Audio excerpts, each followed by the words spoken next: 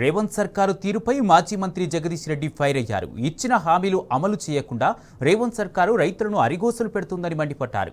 నల్గొండ దద్దరిల్లిలా ధర్నా ఉంటుందన్నారు. రైతుల తరపున బీఆర్ఎస్ పార్టీ పోరాటం చేస్తుందన్నారు.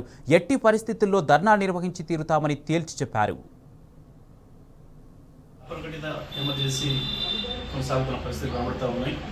రేవంత్ రెడ్డి నాయకత్వం వచ్చిన కాంగ్రెస్ ప్రభుత్వం ప్రజలకు ఇచ్చిన ఏ హామీలు కూడా నెరవేర్చడం చేతగాక ప్రజల నుంచి వచ్చే నిరసనల్ని తట్టుకోలేక అన్నిటిపైన నిషేధాలు విధించే పరిస్థితికి వచ్చారు.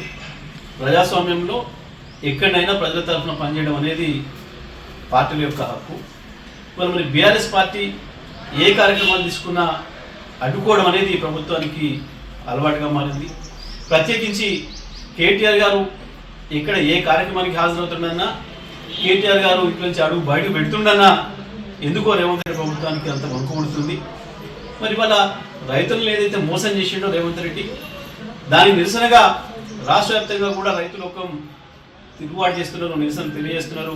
బీఆర్ఎస్ పార్టీ నాయకత్వం వహించాలని కోరుకుంటున్నారు. ప్రత్యేకించి కేటీఆర్ గారు రావాలని చెప్పి కూడా అన్ని వర్గాల నుంచి విజ్ఞప్తులు వస్తున్నాయి. దాంట్లో భాగంగా ఇవాళ రైతులకు ఏదైతే మోసం చేసిండో రేవంత్ రెడ్డి, రుణమాఫీ విషయంలో కావచ్చు, రైతు భరోసా విషయంలో కావచ్చు, మిగతా అన్ని విషయాలలో మోసం చేస్తున్న విధానికి నిరసనగా నీళ్ళ విషయంలో కూడా వైపు కృష్ణా గోదావరిలో నీళ్లు ఉండి కూడా నీళ్ళు ఇవ్వలేక ఇవాళ పొలాలను ఎండబెడతా ఉన్నాడు. కాళేశ్వరం నుంచి బ్రహ్మాండంగా 1 కోటి ఎకరాలకు నీళ్లు బాధించుకునే అవకాశం ఉండి కూడా నీళ్ళు ఇవ్వలేని స్థితిలో ఈ దుర్మార్గమైన ప్రభుత్వం ఉంది.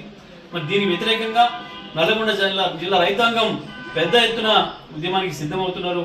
వాళ్ళ నిరసన తెలియజేయడానికి ప్రజాస్వామ్యబద్ధంగా బీఆర్ఎస్ పార్టీ కార్యవర్గ అధ్యక్షులు కేటీఆర్ గారిని ఆహ్వానించి రేపు రైతు ధర్నా నిర్వహించుకోవడానికి అవకాశం ఉంటే అనుమతి అడిగితే పోలీసులు గతంలో ఒకసారి వాయిదా వేసుకోమని అడిగినారు. వాళ్ళ కోరిక మేరకు వాయిదా వేసుకున్నాం.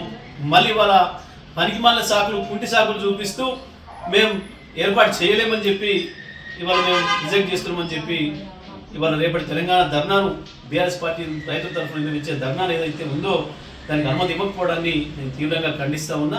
మేము ధర్నా జరిపి తీరుతాం, అందులో సందేహమేం లేదు.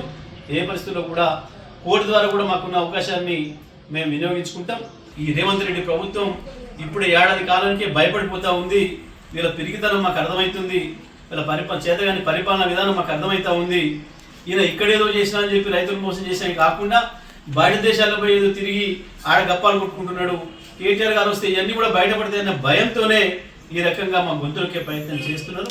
ప్రభుత్వం ఎటువంటి దుర్మార్గమైన ప్రయత్నాలు చేసినా మేము నల్లగొండలో తప్పకుండా రైతులందరినీ సమీకరించి దాన్ని నిర్వహించి తీరుతాం.